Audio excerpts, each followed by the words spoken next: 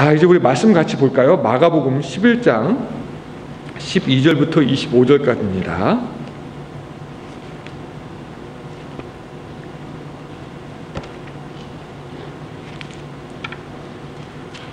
마가복음 11장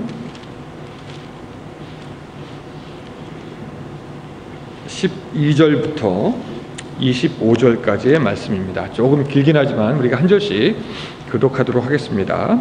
제가 먼저 12절 읽겠습니다. 이튿날 그들이 베다니에서 나왔을 때 예수께서 시장하신지라.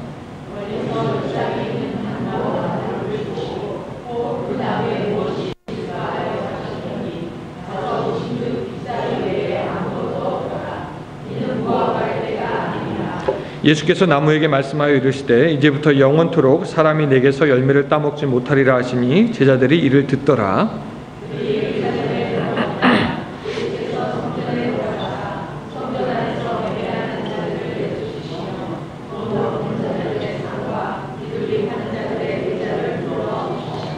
아무나 물건을 가지고 성전 안으로 지나다님을 허락하지 아니하시고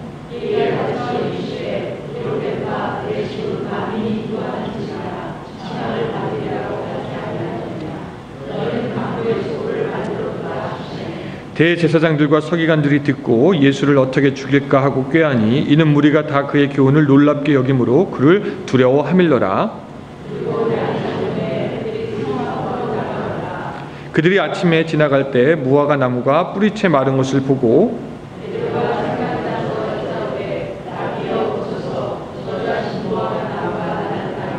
예수께서 그들에게 대답하여 이르시되 하나님을 믿으라.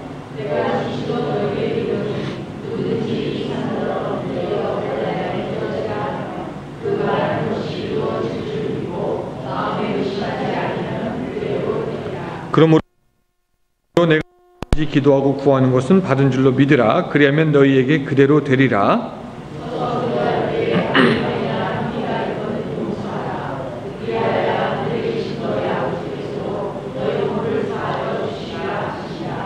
아멘.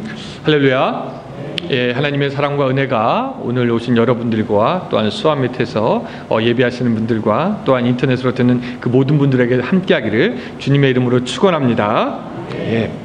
여러분들이 성경을 유심히 읽으면은 그 금방 느낄 수 있는 게 예수님이 하신 사역은 고치고 살리는 일에 주로 많이 집중이 되어 있다라는 것을 알 수가 있습니다. 그래서 성경을 가만히 보면은 예수님하고 제자들은 하도 사람들이 많이 오니까 고침을 받고 그러려고 많이 오니까 심지어 먹을 시간조차도 별로 없었던 것을 우리가 봅니다.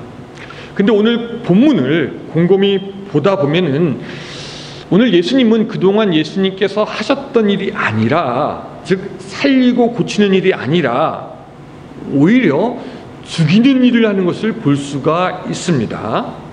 자, 예수님께서 오늘 보니까 베다니를 떠날 때 시장하셨습니다. 12절에 그렇게 나와 있죠. 그러다가 이제 길을 가다 보니까 무화과 나무가 있고 무화과 나무가 잎사귀가 무성하기 때문에 거기서 무화과를 좀 따먹을 수 있을까 해서 거기에 가게 됩니다. 근데 오늘 본문에 보니까 뭐라고 나와 있어요? 잎은 무성했는데 거기에 열매는 없습니다. 그래서 예수님은 그 무화과 나무에게 말을 합니다. 뭐라고 하냐면 내가 이제부터 영원토록 사람이 내게서 열매를 따먹지 못할 것이다 라고 이야기를 하죠. 아마 그 말을 들은 제자들은 깜짝 놀랐을 겁니다. 아니, 예수님 살리고 고치는 일을 하셨던 예수님이 무화과를 저주하시고 무화과를 죽게 하는 말씀을 하시네. 아니, 왜 도대체 그러셨을까? 아마 제자들은 그런 생각을 충분히 할 수 있었을 것입니다. 사실 우리도 잘 이해가 안 돼요. 원래 예수님 같으면은 열매 맺지 못한 무화과를 보고 어떻게 했을까요? 열매야 있으라. 아마 이렇게 했을 텐데 그렇게 하지 않으신다라는 겁니다. 더구나 우리가 13절을 보면은 예수님의 행동을 더 이해할 수가 없습니다. 우리 13절은 좀 같이 한번 읽어봤으면 좋겠는. 13절 우리 성경으로 한번 읽어보겠습니다. 같이 한번 성경 있는 분들 같이 읽어볼게요. 멀리서 잎사귀 있는 한 무화과 나무를 보시고 혹 그 나무에 무엇이 있을까요 가셨더니 가서 보신즉 잎사귀에 아무것도 없더라. 이는 무화과의 때가 아님이라. 여러분 좀 이상해요. 좀 당황스럽습니다. 무화과의 때가 아니니까 무화과가 열매가 맺히지 않는 것은 어떻게 보면 당연한데, 그리고 예수님께서 무화과를 저주해서 말라 죽게 하신다. 조금 어처구니 없어 보이고요. 좀 뭔가 페어하지 않다라는 겁니다. 이런 거잖아요. 수확할 때가 딱 돼가지고 예수님이 갔는데 열매가 없었다? 그럼 저주할 수 있지만, 아니 무화과 수확의 때도 아직 이르지 않아서 무화과 열매가 없는 것이 어떻게 보면 당연한데 걷다 대고 저주를 한다? 좀 이해가 안 됩니다. 그래서 우리들 마음속에 자연스럽게 질문을 하게 됩니다. 왜 예수님께서는 무화과 나무의 때도 되지 않았는데 열매가 없다고 가서 저주하시는 것일까? 근데 이제 이 성경을 연구하는 그 학자들은 지금도 그렇긴 하지만 그 예수님 당시에 무화과가 어떤 특징을 갖고 있냐면은 과일이 먼저 생기는 특징을 갖고 있다라고 얘기합니다. 그러니까 무화과 나무는 잎이 열리고 과일이 열리는 것이 아니라 과일이 먼저 생기는 것과 동시에 잎도 나는 것이 무화과 나무의 특징이라는 겁니다. 그러니까 예수님이 푸르른 무화과 나무를 보고 잎사귀가 무성했으니까 가서 보고 열매를 따려고 할 때는 예수님이 전혀 이해가 안 되는 행동을 한 것이 아니라 거기에 열매가 있을 것을 기대했다, 기대하지 않았다, 기대했다라는 것이죠. 더구나 그 이스라엘은 1년에 보통 3번에 걸쳐서 많게는 그 무화과를 딴다고 하고요. 12개월 중에 10개월 동안을 그렇게 하나둘씩 그렇게 딸 수 있다라고 합니다. 여러분, 우리가 알지만 어떤 곡식은 조금 일찍 나오기도 하고 어떤 곡식은 조금 나기도 합니다. 열매가 맺는 것은 어떤 시즌이 돼서 맺는 것이 아니라 조건이 되면은 열매는 맺히게 되어 있습니다. 그렇죠? 그래서 우리가 한겨울에도 딸기를 먹고 수박을 먹고 참외를 먹는 거잖아요. 열매는 시즌이 중요한 것이 아니라 조건이 맞으면은 열매가 맺히게 되어 있다라는 것이고, 이미 무화과 잎이 무성한 것으로 보아 이 무화과는 충분한 조건을 갖추었다, 못 갖추었다? 열매 맺을 조건을 갖추었다라는 것입니다. 그래서 정리하면 이거예요. 비록 무화과를 거둘 시기는 되지 않았지만 잎이 있는 것으로 보아 무화과 나무는 충분히 열매를 갖고 있어야 했고, 예수님이 가셨을 때 그 열매가 있지 않으니까 예수님은 그것을 보시고 무화과 나무를 저주하신 거다라고 우리가 이해할 수가 있습니다. 다시 한번, 무화과 나무의 시기가 아니기는 했지만 무화과는 거기에 있어야 한다라는 것입니다. 그러면은 예수님이 그 무화과 나무를 저주함으로 우리에게 알려주려고 했던 것이 무엇이냐?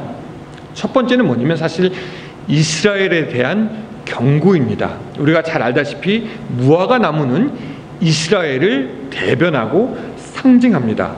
그래서 예수님은 그 저주받은 무화과를 통해서 이스라엘 백성들에게, 야, 너희들의 영적인 상태가 이렇다라는 것을 보이고 싶어 하셨습니다. 그 우리가 성경 아까 보면 알지만 예수님께서 성전으로 가시니까 막 사람들이 장사하고 난리가 납니다. 겉으로 볼 때는 이스라엘 백성들의 종교가 굉장히 살아있는 것 같고 잎사귀가 무성한 것 같지만 실제로 그들이 믿음의 열매를 맺었느냐? 그렇지 못하다라는 것이죠. 그 무화과 나무는 이스라엘 백성의 믿음이 없는 것을 보여주는, 그런 이스라엘의 실상을 보여주는 것이었습니다. 여러분, 이스라엘 백성들은 선택받은 백성입니다. 그렇죠?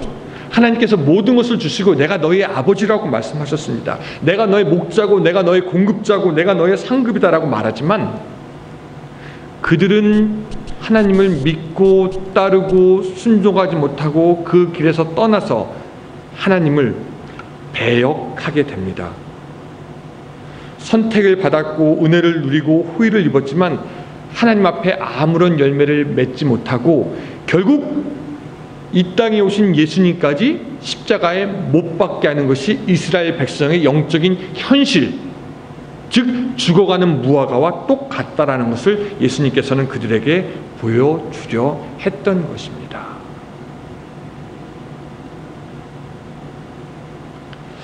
여기까지는 좋은데 이제는 우리를 생각해 봐야 돼요. 여러분, 곰곰이 잘 생각해 보면은 우리도 무화과 나무입니다.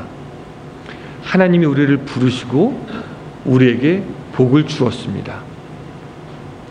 우리는 원래 광야에서 말라 죽어서 아무런 열매를 맺지 못할 것 같은 그런 무화과 나무였지만, 하나님께서 우리에게 은혜를 베풀어 주셔서 우리가 하나님의 관리를 받게 되고 사랑을 받게 되고 은혜를 받게 되고 하나님의 키우신 바 된 무화과 나무가 바로 우리가 되는 줄로 믿습니다. 여러분, 우리도 하나님께 선택받은 백성인 줄로 믿으시면 아멘? 네, 우리도 선택받은 무화과 나무예요. 하나님이 키우시는 열매들입니다. 그래서 하나님도 사실은 우리를 통해서 무화과 열매를 기대하시는 것이죠. 하나님은 그리고 우리의 필요를 다 공급하여 주셨습니다. 그런데 오늘날의 이 많은 교회들이, 많은 기독교인들이 과연 열매를 맺고 있느냐 라고 하는 질문에는 우리가 조금 생각을 해보아야 합니다. 교회 큰 건물들이 많이 있고요, 또 한인타운에 가보니까 심지어 어떤 한 건물에 교회 간판이 3개가 있더라고요. 여러분, 이쯤 되면 잎사귀가 무성한 겁니까? 무성하지 않은 겁니까? 무성해요. 뭐 미국 교회고 한국 교회고 끝나고 사람들이 우르르 나오는 거 보면은 이 기독교가 굉장히 입이 무성합니다. 모든 조건이 다 갖추어졌어요. 열매 맺으면 됩니다. 근데 정작 예수님께서 우리 교회에게 와서, 여러분들에게 와가지고 자, 열매를 좀 보자라고 했을 때 과연 우리는 보여드릴 열매가 무엇이 있습니까?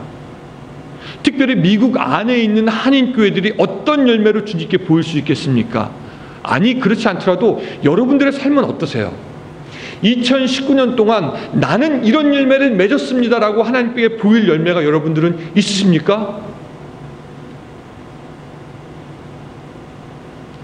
이 12절에 보니까 예수님은 시장하시다라고 나와 있어요. 오랜 시간 우리 믿는 자들에게 열매를 원하셨지만 열매를 갖지 못하였고, 예수님의 그런 그 안타까움이 예수님의 시장하심으로 나타나신 것이 아닌가, 그렇게 생각해 볼 수가 있다라는 것입니다. 말씀드렸지만 예수님께서는 이제 우리에게도 오실 겁니다. 열매를 내놔라. 근데 여러분들 뭐라고 말씀하시겠습니까? 아마 어떤 분들은 이렇게 얘기할 것 같아요. 예수님 아직 열매 맺기를 너무 좀 이른 거 아닙니까? 우리는 때를 생각해요. 무화과도 때가 돼야지 열매를 맺는 것처럼, 주님, 저도 때가 좀 이른 것 같아요. 제가 뭐 이것도 준비하고 저것도 준비하고 이것도 하고 있는데 아직 때가 이른 것 같아요. 지금 주님 저 사정 아시잖아요. 지금 열매 맺을 때가 아닙니다. 혹시 우리도 무화과가 때가 안 돼서 열매가 없다라고 핑계대는 것처럼 오늘 우리도 주님, 내가 때가 되지 않아서 열매가 없습니다라고 하면서 그런 핑계 대고 있지는 않으십니까? 말씀드렸지만 주님은 저 광야에서 말라 죽을 것 같은 그 무화과를 캐서 그 무화과가 자라게 하셨습니다.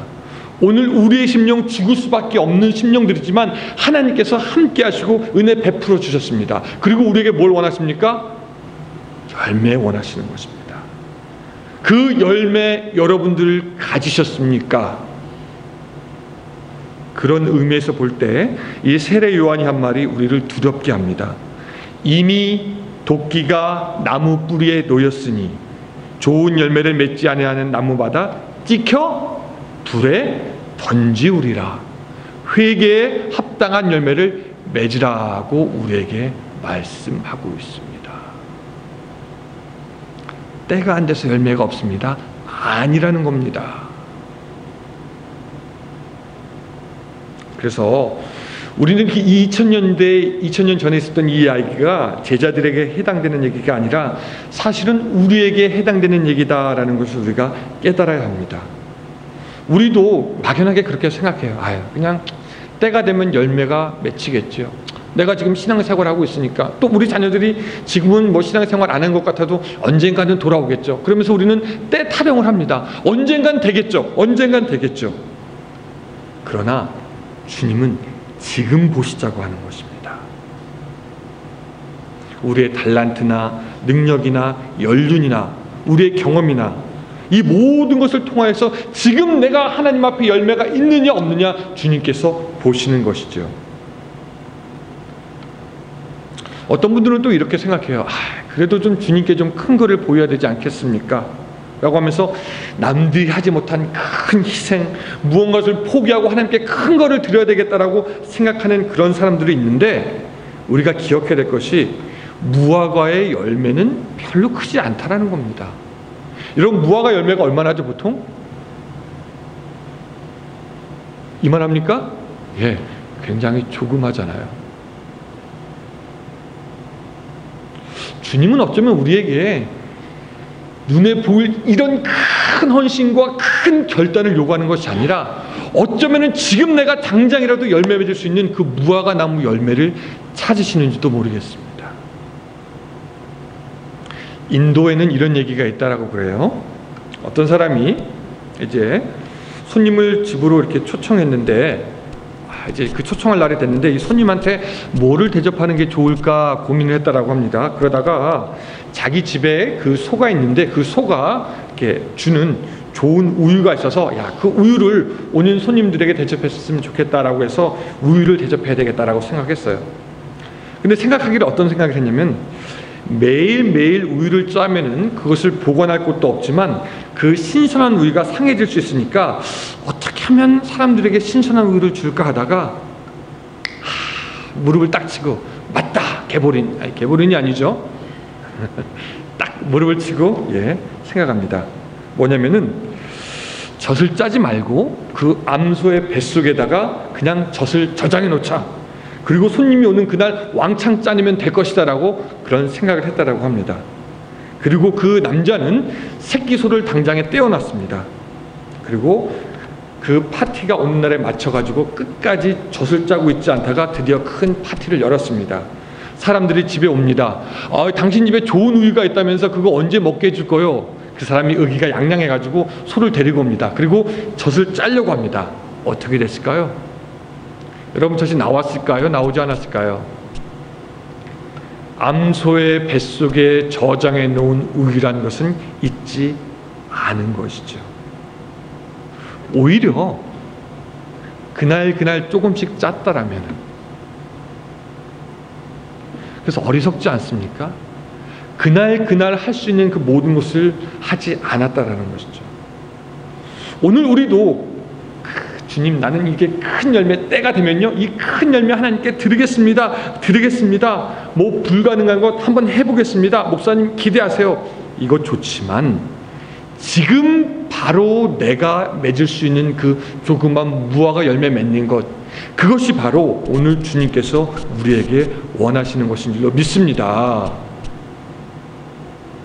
그렇다고 해서 여러분, 큰 열매 맺지 말라는 얘기가 아닙니다. 오해하지 마세요. 그것도 좋지만 오늘 지금 당장 할 수 있는 그 믿음의 열매를 주님께 보이는 것이 중요하다는 것입니다. 예수님의 가르침에 따라서 우리가 몸과 마음을 다하여 하나님을 사랑하고 우리의 이웃을 사랑하는 그런 모든 일들은 적은 믿음의 무화과 열매를 맺는 것입니다. 우리가 모세나 엘리야처럼 위대한 기적을 행할 수는 없을지라도, 당장에 아마존으로 밀림으로 복음을 전하러 가지는 않을지라도, 오늘 골로새서에서 말씀하시는 것처럼 무슨 일을 하든지 마음을 다하여 주께 하듯 하고 사람에게 하듯 하지 말라는 것처럼 하나님에 대한 마음으로 살아가면서 열매를 맺는다면은 그것이 바로 2020년도를 승리로 이끄는 신앙의 결단이 되는 줄로 믿으시기 바랍니다. 우리 옆에 사람하고 좀 같이 고백해 볼까요? 작은 열매부터 맺읍시다. 우리 한번 같이 한번 고백합시다. 옆에 사람이 잘 알아듣는 것 같아요? 못 알아듣는 것 같으면 조금 더 옆구리 치면서 다시 한번 작은 열매라도 맺읍시다. 우리 같이 한번 고백합시다.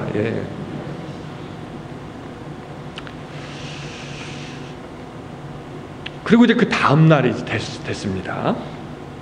이 무화과 나무를 지날 때 이 제자들이 봅니다. 뭘 보냐면 무화과 나무가 이 뿌리채 말라 있다라는 거예요. 그래서 이 베드로는 기겁을 해가지고 예수님한테 가서 달려가서 얘기합니다. 예수님이 그 저주하신 그 무화과 나무가 시들어 죽었습니다. 예수님 이게 어떻게 가능합니까? 어떻게 그 한마디로, 예수님의 한마디로 무화과 나무가 그렇게 말라 죽을 수 있습니까? 그때 예수님은 말씀하십니다. 하나님을 믿으라. 누구든지 이 산더러 들려 바다에 던지려 하며 그 말하는 것이 이루어질 줄 믿고 마음에 의심하지 아니하면 그대로 되리라. 예수님께서 말씀하여 주시면서 열매 맺는 비결이 무엇인지 베드로에게 이야기를 하여 주십니다. 여러분, 예수님이 베드로에게 말씀해 주신 그 열매 맺는 비결은 뭐냐면은, 따라합시다. 진정한 믿음을 가지라. 그래서 24절 기도하고 구하는 것은 받은 줄로 믿으라. 또 22절 하나님을 믿으라. 23절 믿음을 가지라. 그러니까 22절, 23절, 24절이 계속해서 믿음 가지라, 믿음 가지라, 믿음 가지라라고 베드로에게 이야기하고 있습니다.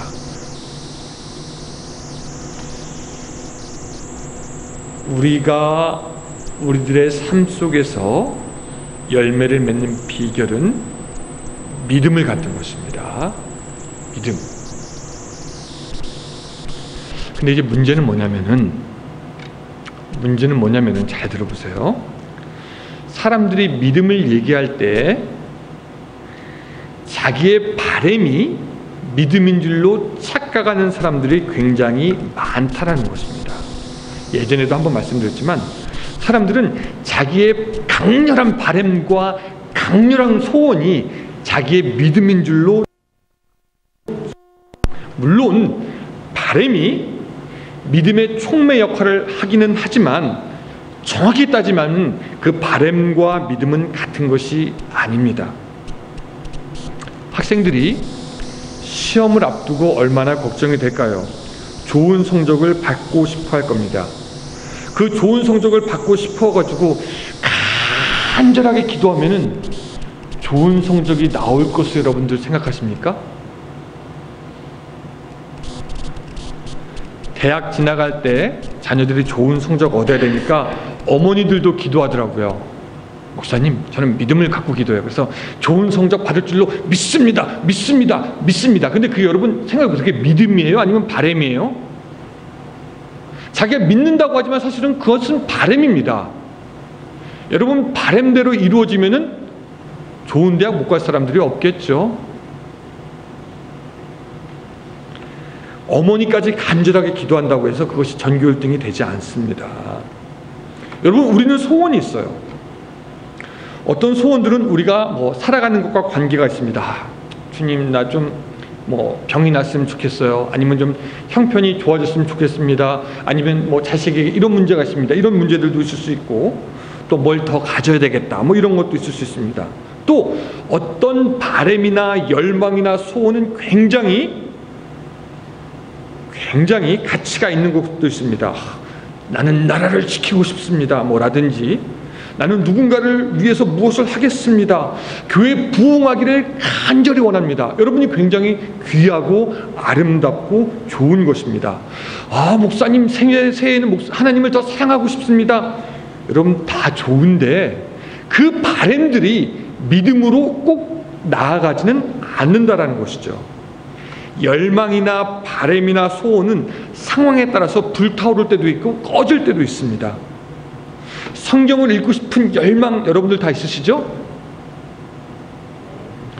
기도를 열심히 해야 되겠다는 그런 불타는 소원들 다 있으신 줄로 믿습니다. 가만 많이 없는 것 같은데. 근데 내가 성경 열심히 읽어야 한다고 해서 진짜로 읽느냐? 이건 또 조금 아닌 것 같아요. 나 목사님 기도 열심히 할 겁니다. 그래서 정말로 기도를 열심히 하게 되느냐? 이것도 아닌 것 같다라는 것입니다. 열망이나 바램은 우리가 무엇인가를 하게 하는 중요한 동기가 되긴 하지만 그 자체로 우리가 변화되지는 않아요. 자, 여러분 다시 한번 물어보겠습니다. 여러분 행복해지기 원하십니까? 여러분 건강해지기 원하십니까? 우리 다 원하는 거예요. 하지만 그렇다고 해서 행복해지기 위해서 뭐 하시겠습니까? 뭐를 해야 될지도 모르고 뭐가 있다고 한들 뭐 하면 되는지도 잘 모릅니다. 여러분 새해에는 다 살 빼시기로 작정하십니까? 저처럼? 뭐 열망을 해요. 한 일주일에 한 2파운드씩만 빼야 되겠다. 하지만 그것이 직접 무슨 우리의 행위로 또 연결되느냐는 또 다른 문제라는 것이죠. 마찬가지로 우리가 신앙생활 잘하고 싶다라는 열망이 있지만 그렇다고 해서 내가 오늘부터 십자가를 지고 모든 희생을 감수하면서 그 길을 걸어가야 되겠다는 것은 아닌 것 같아요. 여러분 우리는 그런 열망이 있습니다. 우리 교회 부흥했으면 좋겠습니다라는 그런 아름다운 열망과 바람이 있지만 그것으로 인해서 우리들의 믿음이 바뀌는 것도 아니고 변화가 생기는 것도 아니라는 거죠. 우리 인간은 되게 간교해가지고 우리는 충분히 의심하면서 충분히 열망할 수 있습니다. 무슨 얘기냐면 우리가 자식을 볼 때 그렇잖아요. 저 인간이 뭐가 될까? 그렇게 의심을 하면서 우린 열망을 합니다. 그래도 훌륭한 사람이 됐으면 좋겠다. 그래서 우리 여러분들은 분간하셔야 돼요. 내가 지금 하고 있는 것이 바람이냐 아니면 믿음이냐. 우리 자식을 의심하잖아요. 저 인간 좀 인간답게 살 수 있을 것인가. 그러나 우리 바람만은 간절합니다. 주님은 병자를 고치면서 내 믿음이 너를 구원하였다라고 말씀하시지 내 바람이 너를 구원하였다라고 말하는 것이 아닙니다. 열매 맺기 위해서 무엇인가 바람을 갖는 것은 좋지만 그것은 충분하지 않고 진정한 믿음이 있어야 한다는 것입니다. 이 말씀을 드리는 이유는 뭐냐면 우리가 진정한 믿음을 가져야 되는데 우리는 진정한 믿음이 그냥 바람인 줄로만 알고 있기 때문이에요. 목사님 내가 그거 되게 얼마나 원하는데요. 원하는 거는 원하는 것이고 진짜 믿음은 따로 있다는 겁니다. 또 어떤 사람들은 오해해서 자기 마음의 태도가 믿음이라고 생각하는 경우가 있습니다. 이런 거죠. 긍정적이고 좋은 생각을 갖고 있는 것, 이것이 바로 믿음이 아닐까요? 라고 생각하는 사람들도 있습니다. 우리가 아는 책 제목처럼 칭찬은 모두 춤추게 한다? 막 고래도 춤추게 한다. 그런 긍정적인 마인드, 그런 격려하고 아껴주고 이렇게 세워주는 것들, 그것이 믿음이 아닌가. 그래서 오늘 내 삶도 내가 긍정적으로 생각하고 뭐든지 할 수 있다, 할 수 있다 하면 잘 풀릴 것이다 라고 그런 생각을 하고 그것이 믿음인 줄로 아는 분이 있는데, 긍정적인 생각도 영원하지 않은 것이고 그런 마음의 자세도 우리들의 생활이 바뀌지는 않습니다. 마음의 자세가 중요하지 않다는 것이 아니라 마음의 자세보다 정말로 하나님을 믿고 있느냐는 그 믿음이 더 중요하다는 것입니다. 우리는 그렇게 생각할 수 있어요. 내 앞에 산이 있다. 그래, 뭐 산이 있어가지고 일조권, 조망권 침해받아도 괜찮아. 그렇게 긍정적으로 생각할 수 있지만 그 긍정이 산을 옮기지는 못한다는 것이죠. 좋은 마음의 태도도 불충분합니다. 산을 옮기는 것은 믿음의 영역 가운데 있기 때문이죠. 그럼 주님이 정말 우리에게 원하시는 그 믿음이란 무엇이냐? 예수님이 뭐라고 말씀하셨냐면 그 말하는 것이 이루어질 줄 믿고 마음에 의심하지 아니하면 그대로 되리라. 마음에 의심하지 않는 것이고요. 마음에 의심하지 않는 이러한 태도는 꼭 한 가지를 가지고 오는데 그것은 뭐냐면 순종과 행위라는 것입니다. 진정한 믿음은 순종이라는 행위를 꼭 이끌게 되어 있습니다. 따라해 볼까요? 믿음과 행위는 같이 간다. 예. 베드로가 여러분 물 위를 걸었던 것 우리가 기억합니다. 그렇죠? 처음에는 분명히 걸었습니다. 예수님께서 오라 할 때 믿고 뛰었어요. 걸었습니다. 근데 그러다가 말씀을 붙잡고 있다가 그가 앞에 바람을 보고 그는 압도당하여서 다시 빠지게 됩니다. 반면에 이 아브라함은요, 자신에게 아들을 주신 하나님을 의심하지 않습니다. 하늘의 별, 바다의 모래처럼 너에게 후손을 주겠다라고 하는 그 말씀을 의심하지 않기 때문에 하나님께서 아브라함에게 너 아들 이삭을 바치라 할 때 어떻습니까? 둘도 생각 안 하고 다음날 바로 바치러 가는 거죠. 그러므로 의심 없이 믿는 그 믿음, 진정한 믿음은 반드시 순종이라는 행위를 동반하게 되어 있다는 것입니다. 몇 년 전에 저희 아들이 처음으로 롤러코스터를 타게 되었었는데 되게 재미있더라고요. 근데 이제 부모된 입장으로는 저게 과연 안전할까 안전하지 않을까 생각해 보게 됩니다. 그렇죠?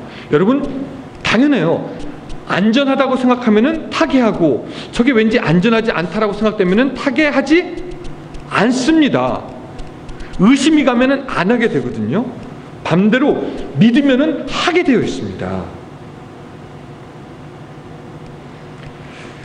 의심하지 않는 믿음은 행위가 따른다. 여러분 아까 바램에 대해서 얘기했지만 바램을 가진 사람은 구태여 무엇을 하지 않아도 됩니다. 행동이 없어도 돼요. 여러분 그 한국과 일본과 그 축구를 할 때 한국이 이겼으면 좋겠다고는 열망이 우리 얼마나 강합니까? 그렇죠? 대한민국 다 잊어버리셨어요? 그렇게 열망이 가득해요. 근데 그렇다고 해서 우리가 뭐 할 필요 있냐? 없어요. 그냥 선수들이 잘 뛰면 됩니다. 너희들 잘 뛰면 돼. 우리가 강렬한 열망이 있다고 해서 뭐 할 필요가 없어요.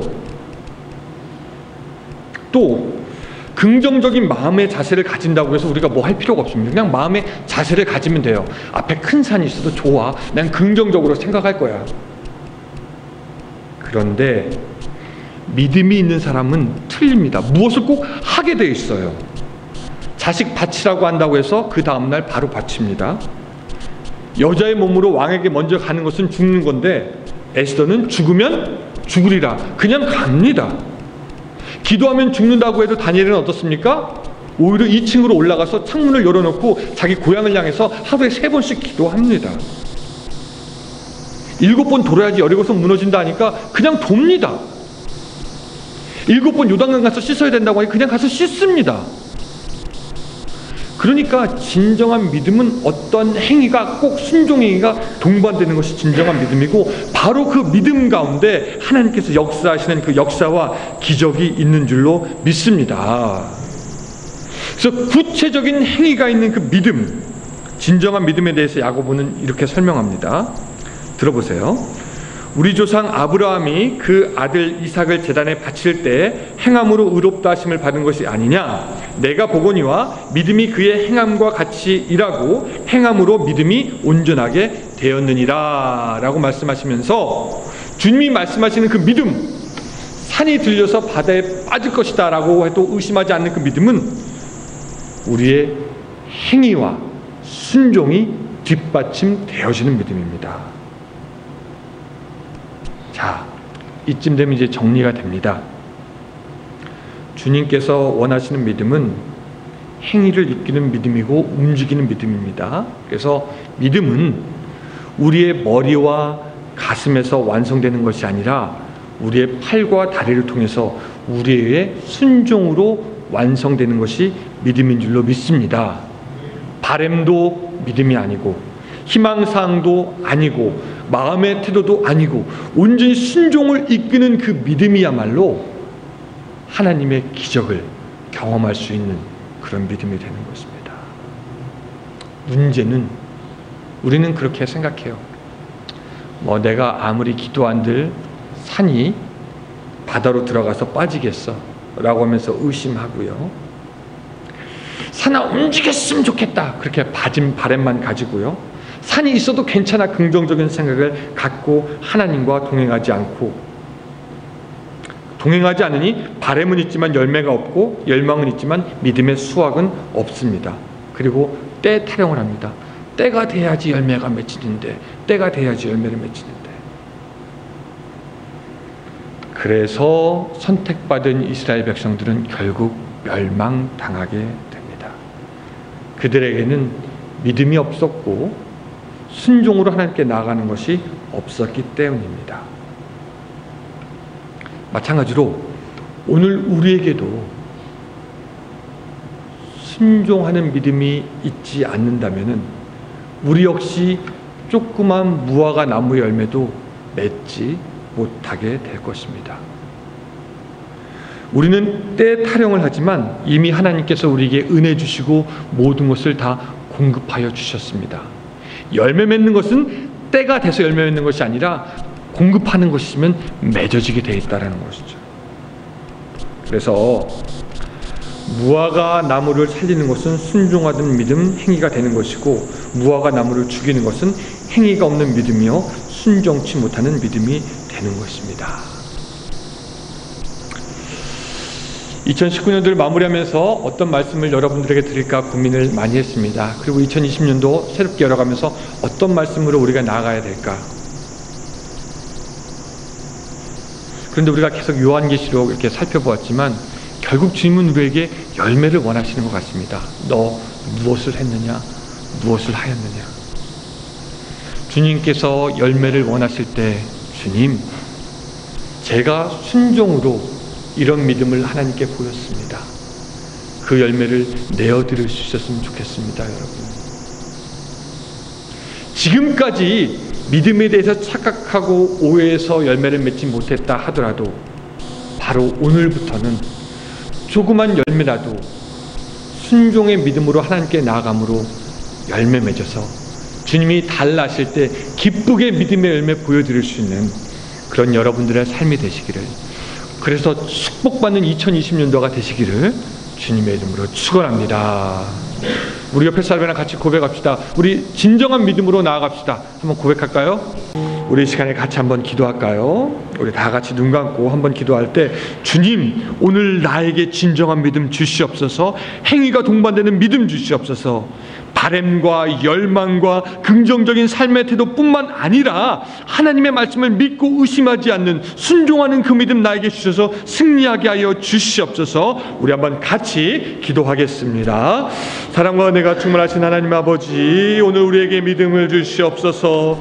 믿음을 주시되 하나님 아버지, 진정한 믿음을 허락하여 주시기를 원합니다. 주님이여, 우리가 말로 말하는 믿음, 머리로만 생각하는 그 믿음이 아니라 순종하며 하나님과 동행하는 그런 믿음이 될 수 있도록 주여 도와주시옵소서. 그냥 강렬한 바람과 원함이 아니라 아버지의 말씀을 순전함으로 받아들이는 그런 믿음, 그 아버지의 말씀이 이루어질 것으로 확신하는 그 믿음 오늘 우리에게 주셔서 그 순전한 믿음으로 무화과 열매 맺어가는 그런 우리들의 신앙이 될 수 있도록 주여 도와주시옵소서. 우리들의 삶이 하나님 아버지 잎사귀만 무성한 그런 믿음은 아니었는지 다시 한번 생각하여 봅니다. 아버지여, 잎사귀만 무성한 것이 아니라 주님께서 열매를 달라고 하실 때 그 열매 들을 수 있는 오늘 우리의 믿음이 될 수 있도록 주여 도와주셨기를 간절히 바라고 원함을 드리옵나이다. 하나님, 우리가 때를 하나님 아버지 타령하지 않도록 도와주시옵소서. 지금 오늘 우리에게 주어진 이 현실에서 우리가 열매 맺을 수 있도록 주여 도와주셨기를 간절히 바라고 원함을 드리옵나이다. 하나님이여, 오늘 우리가 열매 맺는 믿음 가질 수 있도록 주여 도와주시옵소서. 하나님